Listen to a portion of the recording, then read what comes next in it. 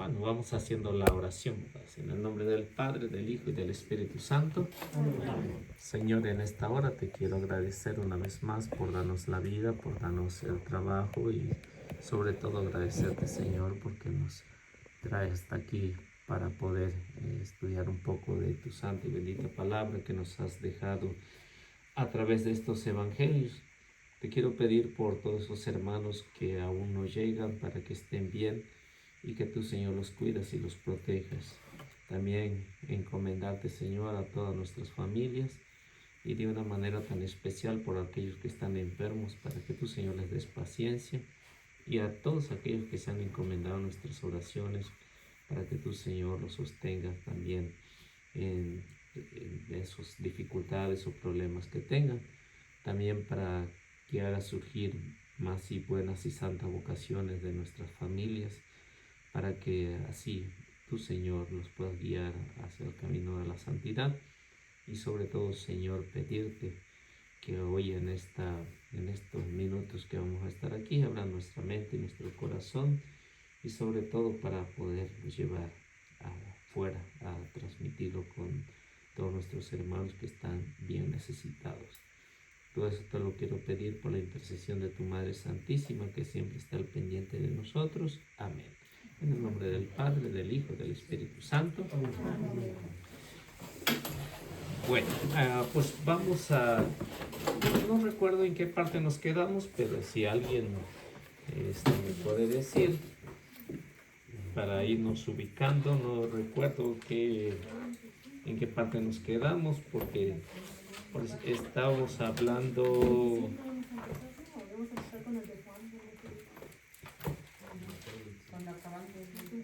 Sí, acabando el Evangelio de San Mateo, pues empezamos con el de Juan. Pero estamos en el capítulo 24. Estamos hablando de la escatología, ¿eh? Y bueno, yo creo que sí, no sé si les quedó claro lo que es esta frasecita de escatología, a lo que se refiere y cómo pues nos ayuda a poder descifrar lo que es el Evangelio. Y yo creo que también hablamos acerca de lo que era Daniel capítulo 7, versículo 13, ¿no? En el que decía que el Hijo del Hombre va a venir. ¿Cómo? La segunda venida de Jesús.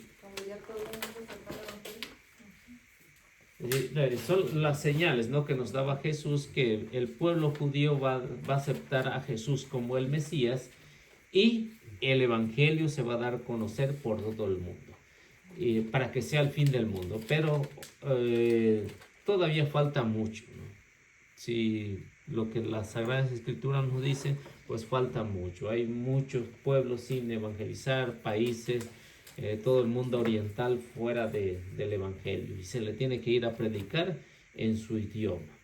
O sea, no le podemos ir a predicar en español, ¿no? Tiene que ser en su propio idioma para que vuelva Jesús por segunda vez. Y también, como les decía, que también, por ejemplo, yo creo que no sé si todos somos de México, ¿no? Pero en México pues hay muchos pueblos sin evangelizar todavía. Y hay personas que, como les decía, que pues ni español hablan. Así que se les tiene que ir a hablar en su propia lengua. Y está difícil, ¿no? Está difícil para eso, comunicarse con ellos a señas nada más, y para que se dé a conocer el Evangelio. ¿Y qué más era?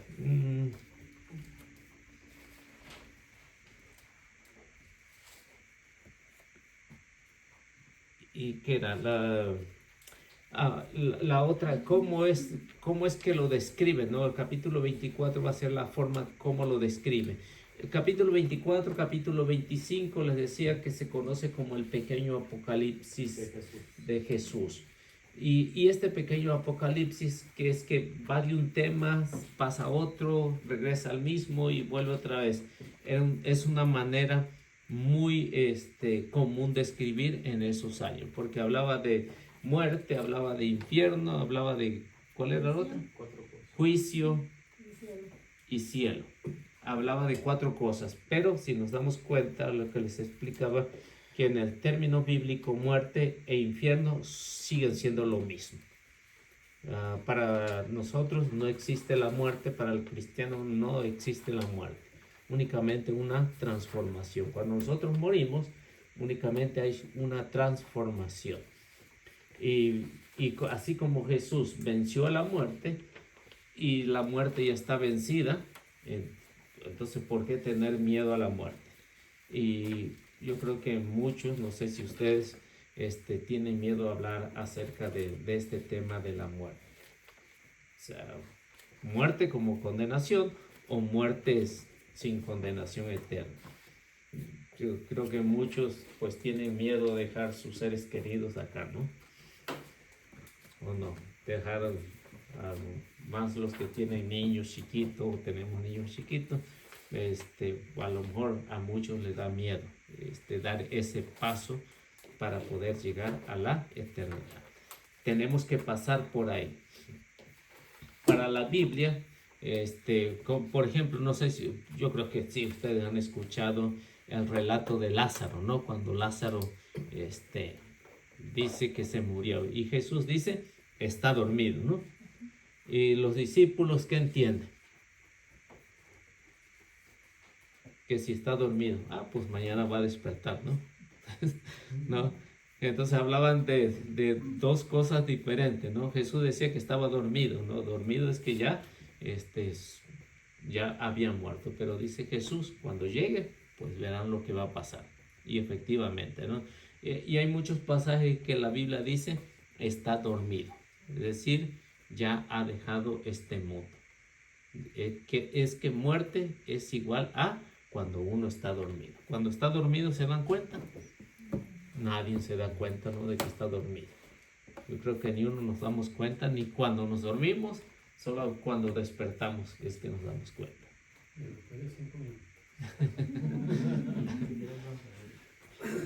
Y bueno, esa era la descripción que nos hablaba, en el que se iban a multiplicar, se multiplica, ¿no? Lo que nos habla acerca de guerras, de terremotos, ¿qué más? De epidemias, todos esos son símbolos de sufrimiento, todos lo son. Quien ha pasado por una guerra se da cuenta, quien ha pasado por una epidemia como la que acabamos de pasar, nos damos cuenta que tan frágiles somos. Entonces son símbolos de sufrimiento. Pero dice, todavía no es el fin. O sea que todavía falta mucho para que llegue este fin. Ahora, ¿qué es lo que dice? Que se acabará el mundo. Pues sí, se va a acabar un día, no lo sabemos cuándo, se va a acabar. Todo lo que nosotros vemos, como dice San Pedro en su carta, en su primera carta, San Pedro nos los explica muy bien, que la tierra va a ser consumida por el fuego, no quedará nada. ¿Dónde nos iremos? A donde hayamos trabajado. ¿Trabajamos para el infierno? Allá vamos a estar. ¿Trabajamos para la gloria? Allá vamos a estar. O sea que cada quien va a morir como vive. Cada quien. Todos vamos a morir de acuerdo a cómo vivamos. Si vivimos para la gloria, pues nuestra recompensa será la gloria. Pues si vivimos para el infierno, la recompensa será el cielo. Entonces, bueno, esa era la primera parte. La segunda parte nos habla acerca de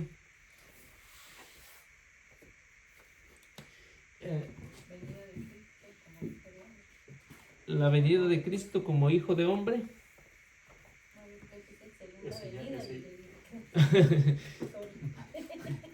Sí, lo que vimos la semana pasada, bueno, les decía que se divide en 2 partes, ¿no? Esto se divide en 2 partes. La primera parte fue la que vimos ahorita. La segunda parte es esto lo que se le conoce como inauguración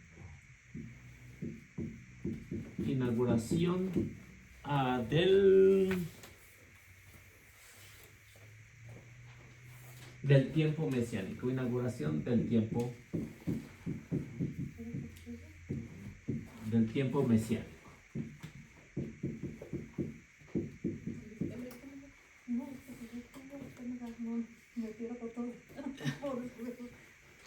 Gracias. Y le digo ahorita de qué preguntó, pues.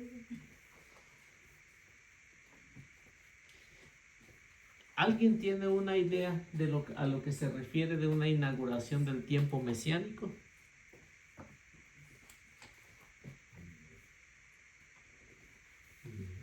Y es ahí donde se ve reflejado lo que Mateo trata de hablarlo acerca de un género apocalíptico. El género apocalíptico, yo creo, no sé si, bueno, se los vuelvo a explicar otra vez, ¿no? Lo que es el género apocalíptico. El género apocalíptico se empieza a escribir más o menos unos 2 siglos antes de la llegada de Cristo. Vemos algunos profetas usaban este tipo de escrituras y se termina de escribir 2 siglos después de Cristo.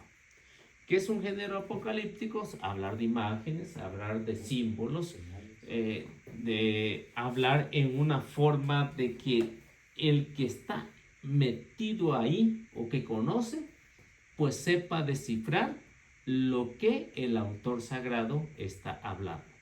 Por ejemplo, el Apocalipsis, todo está en un género apocalíptico. Y por eso mucha gente le tiene miedo. Lo mismo que pasa con el capítulo 24, capítulo 25 del Evangelio de San Mateo. Lo mismo que también pasa con el libro de Daniel, que también está escrito en un género apocalíptico. Y este género, pues muchos lo tratan como de un terror, ¿no? Lo tratan de un terror. Por ejemplo, el Apocalipsis, muchos católicos no lo quieren estudiar porque dice está terrorífico, ¿no? Y en realidad no está terrorífico el Apocalipsis. Lo que pasa es que como no se tiene un estudio de lo que es el Apocalipsis, por eso todo esto muchos lo toman al pie de la letra. Y esto es lo que nos habla Mateo acerca de la inauguración del tiempo mesiánico. ¿Qué es a lo que se refiere la inauguración?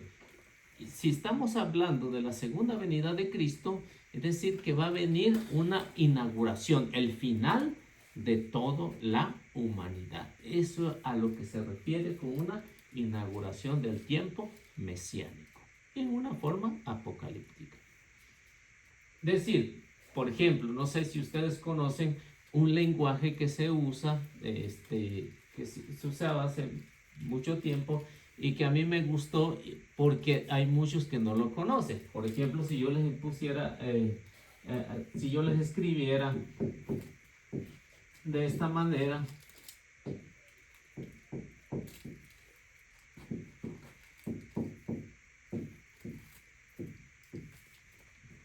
¿qué es lo que dice ahí? No tienen sus apuntes, lo quieren.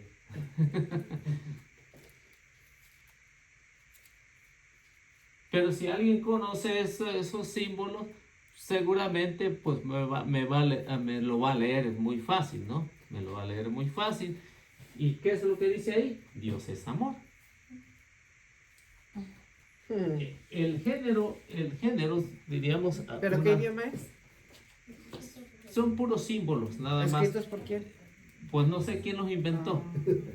No sé quién los inventó, pero a mí me gustó esa forma de hablar en ese tipo de lenguaje, ¿no? Lo he visto en el YouTube donde ponen mensajes así de oraciones o Dios es amor y así ponen con ese Sí. Entonces, como por ejemplo un tiempo de persecución, ¿qué es lo que se hace? Eso. Por eso cuando Nerón César empezó a perseguir la iglesia, ¿qué fue lo que hizo? La iglesia, los cristianos, empezaron a hablar en este idioma. A escribir, pues, no hablarlo, sino a escribirlo en esta forma, porque los romanos no conocían un género apocalíptico y si ven, con los mismos soldados mandaban las cartas a las comunidades. ¿Y qué decía? ¿Qué dice esto? ¿Quién sabe qué es lo que dice? Pero los cristianos que sabían el lenguaje lo entendían perfectamente. Quien conoce ese lenguaje, pues dice, bueno, entonces ya podemos hablar muy bien, ¿no? Entonces, y esto lo usaban mucho los muchachos en aquel tiempo, se usaba mucho porque las mamás no querían que los muchachos consiguieran a la muchacha, ¿no? Y entonces lo hacían a través de carta y así. La mamá, al encontrar una que decía, quién sabe qué es lo que dice, ¿no? ¿No?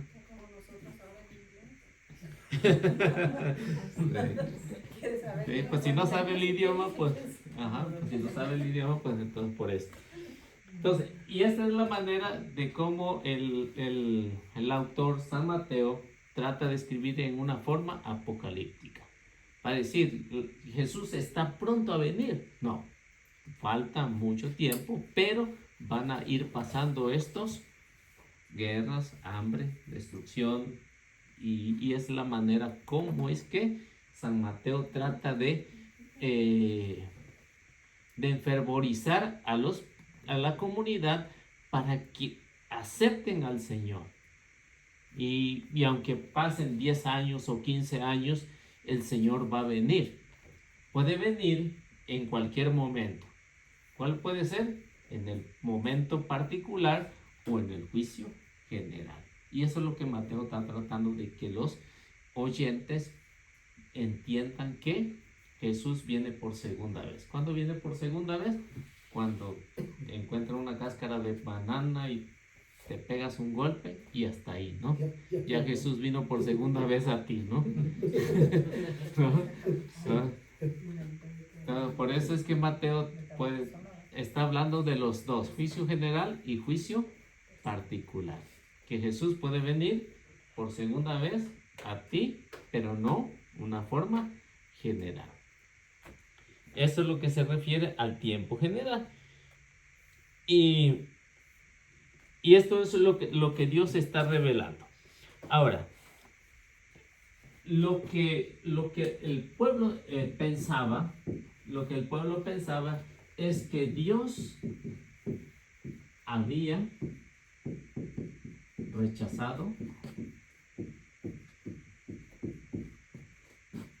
a su pueblo. ¿Tendría razón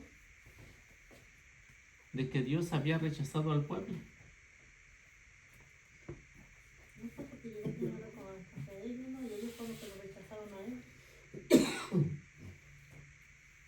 Bueno, sí. O sea, en este aspecto los cristianos tenían razón, ¿no? En que Dios había rechazado al pueblo. Dios había mandado a los profetas. ¿Qué es lo que había pasado con el pueblo? Había rechazado a los profetas y los había matado a algunos. ¿Qué fue lo que hace Dios? A lo último ya. Envía a su hijo pensando que el pueblo lo iba a aceptar. ¿Qué fue lo que pasó con él? No lo aceptaron. La mayoría no lo aceptó. Lo agarraron, lo crucificaron, lo mataron. Pero, ¿qué fue lo que pasó? Dios lo resucitó de entre los muertos. Por eso es que dice, el Dios ha rechazado a su pueblo, porque les envió mensajeros y a todos los mataron. Y envió a su hijo y también corrió con la misma suerte. Ahora, ¿qué le espera al pueblo? Al pueblo le espera castigo. ¿Dios los castigó? No. Dios no lo castigó. El mismo pueblo se castigó por no hacerle caso al Hijo. Dios a nadie castiga. ¿Qué es lo que pasa? Uno mismo se está castigando solo. Aquí, como vemos, el primero, Dios lo rechazó porque le dio tantas oportunidades, incluso le ha dado muchas oportunidades, pero el pueblo no ha aceptado. Ahora, ¿qué es lo que va a pasar? Dice que Dios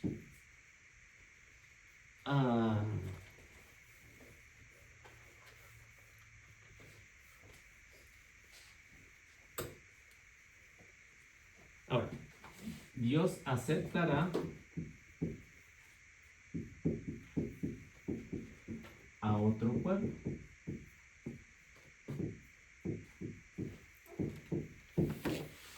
Y ahora, ¿quién es ese otro pueblo? Pues todos nosotros, la iglesia universal. Mateo lo va a explicar ya en el capítulo 28, versículo 19 al versículo 20.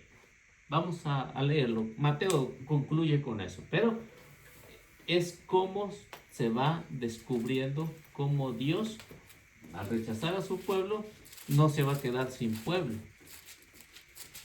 Al decir que el pueblo judío decía, Dios es nada más de nosotros, no es de los demás, viene un problema también. ¿Qué es lo que va a pasar? El pueblo empieza a tener otros dioses. Empieza la idolatría y viene el castigo. Entonces, cuando viene el otro castigo, pues hay un problema también, porque el pueblo ya no va a ser el pueblo elegido de Dios, sino va a ser universal. A ver qué nos dice.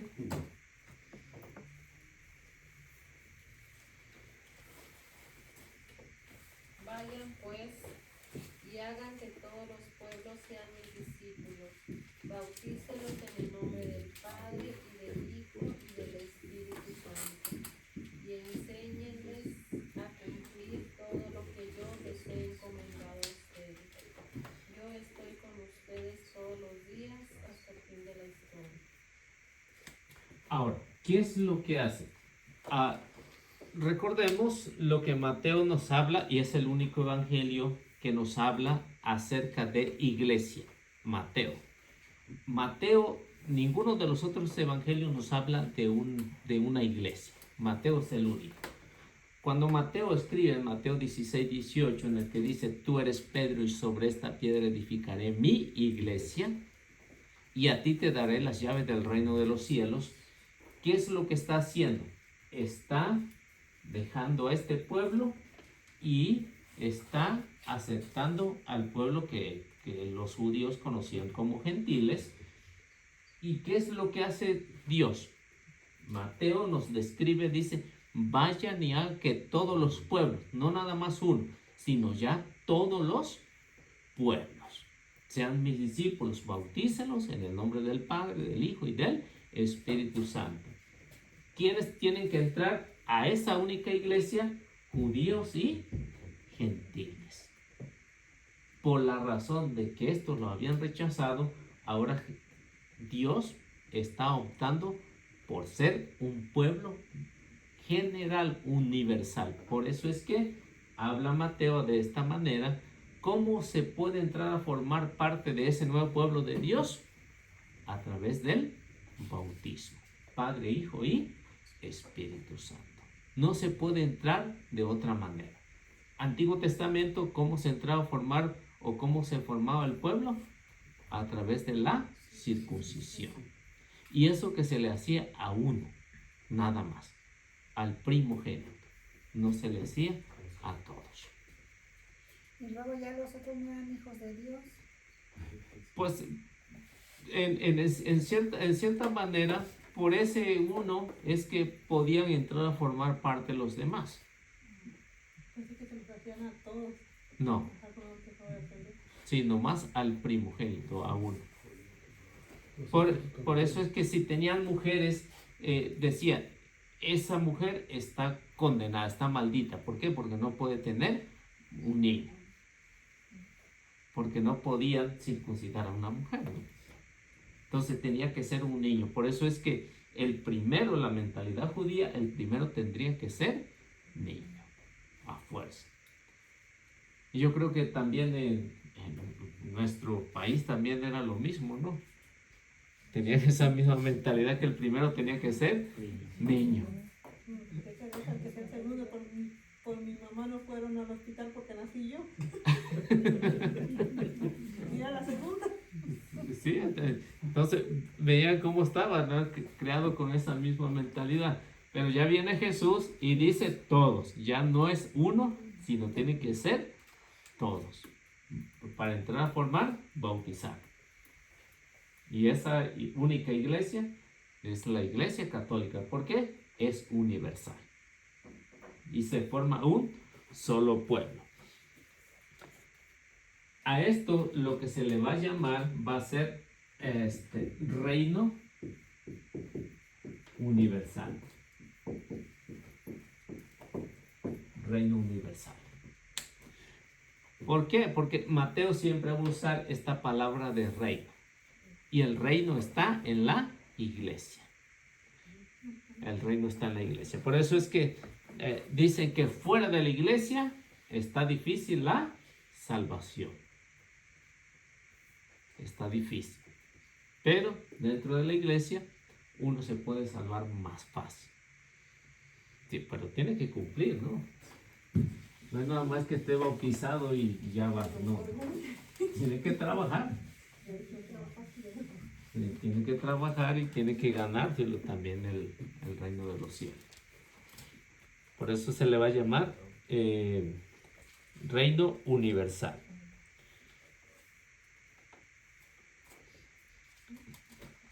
Ahora,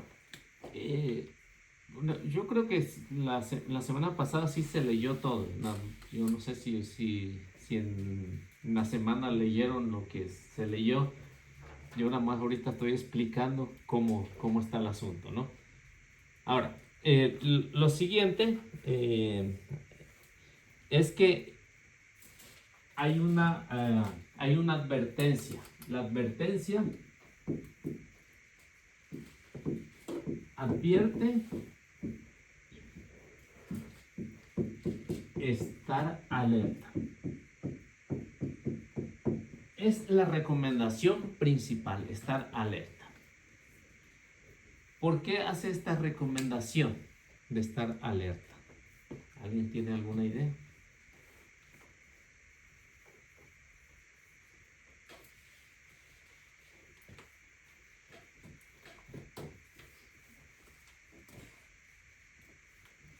Pues estar alerta como decir que como no sabe nadie cuándo va a venir, tenemos que estar preparados desde ya, o si nos haya dormido.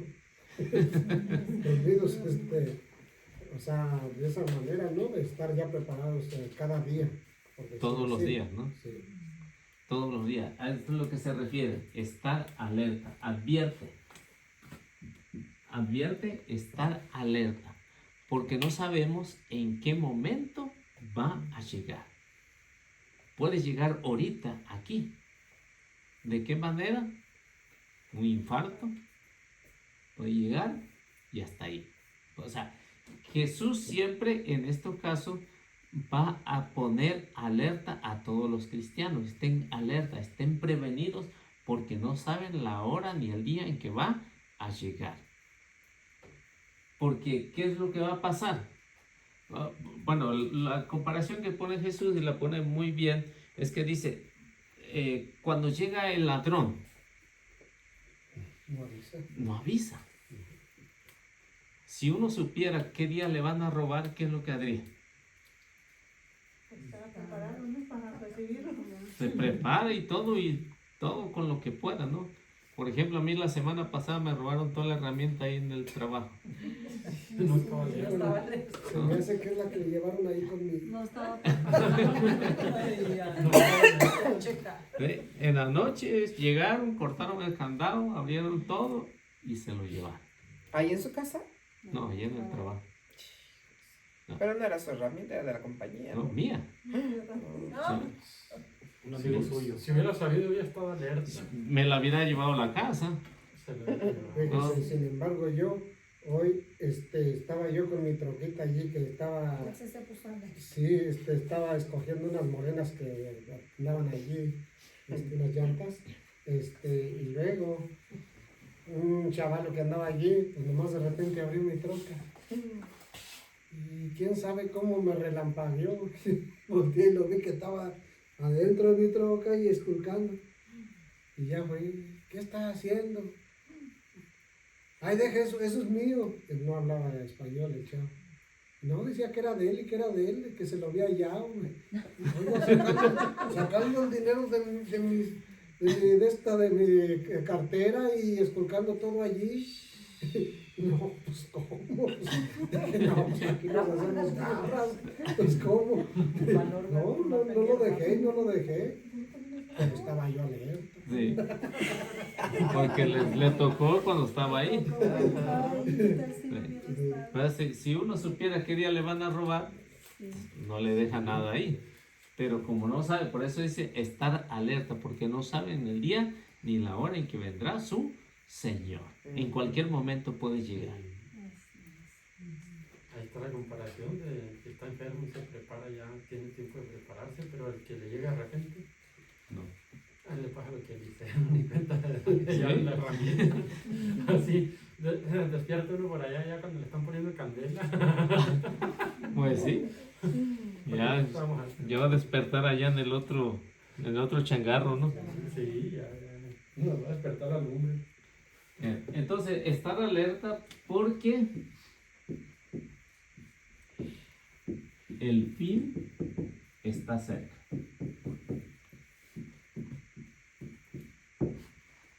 Y eso es cierto, ¿no? Eso es cierto que el fin está cerca. En cualquier momento puede llegar. 20 o 30 años pasan de volar también. ¿Sí? No podríamos durar más de 30. Y una hora. Ni siquiera sabe la gente si es por edad o por qué. Pero de aquí a 100 años ya nadie va a estar vivo. Por eso hay que estar alerta. Todos los días. A ver, el sueño nos da.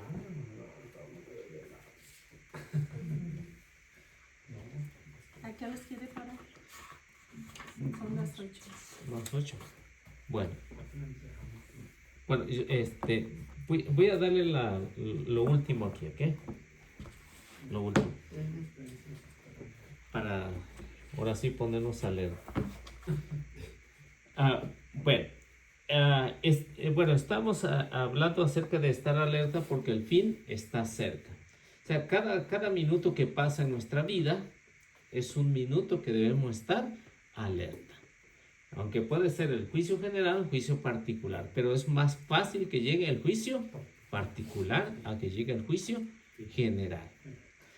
Y en eso, como nos los explica Mateo, podríamos hablar acerca de ¿dónde está?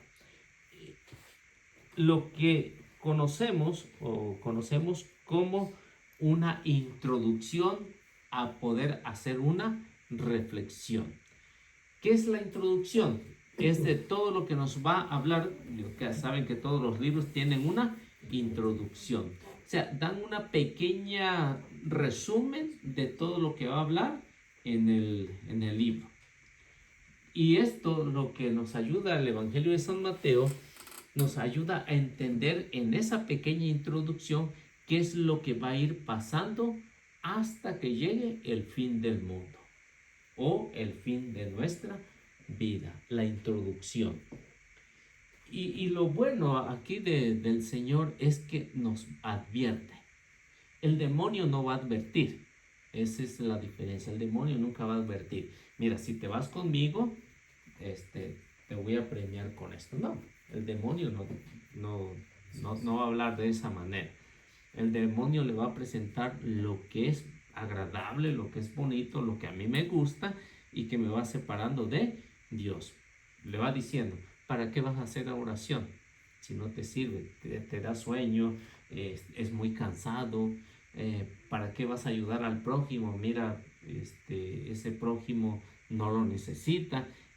Va poniendo otras cosas que son más fáciles. En cambio, el Señor le va a decir, mira, si te vas para el infierno, allá está muy caliente.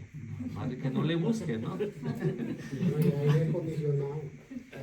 Y todo esto en la introducción del capítulo 24 nos ayuda a entender las razones por qué se deben de hacer y por qué debemos de advertir a todos los temas. Bueno, entonces aquí terminamos en esta pequeña introducción que encontramos aquí en el Evangelio. Para poder hablar un poquito de lo que... Bueno, ¿alguien pues gusta hacer la oración? Y ya luego seguimos con lo demás.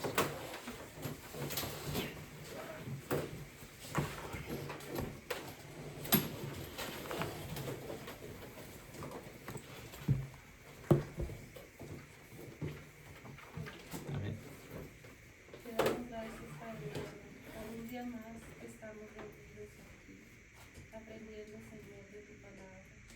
Así como tú dijiste, donde hay uno o dos, yo estoy también aquí con ustedes. Te pedimos, Señor, que toda esta enseñanza se nos quede en nuestra mente, en nuestro corazón, que salgamos afuera a hablarle a las personas que están alejadas de ti, Padre mío, que tengamos ese valor de evangelizar también afuera, que invitemos amigos para que se reúnan aquí con nosotros a aprender de ti, Señor. Te lo pedimos con la oración que tú nos dejaste. Padre Nuestro que estás en el cielo, santificado sea tu nombre. Venga a nosotros tu reino, hágase, Señor, tu voluntad en la tierra como en el cielo. Danos hoy nuestro pan de cada día, perdona nuestras ofensas, como también nosotros perdonamos a los que nos ofenden. No nos dejes caer en tentación y líbranos de todo mal. Amén. Amén. Bueno, que Dios me los bendiga, nuestra Madre Santísima nos acompañe y que tratar de compartir bendiciones.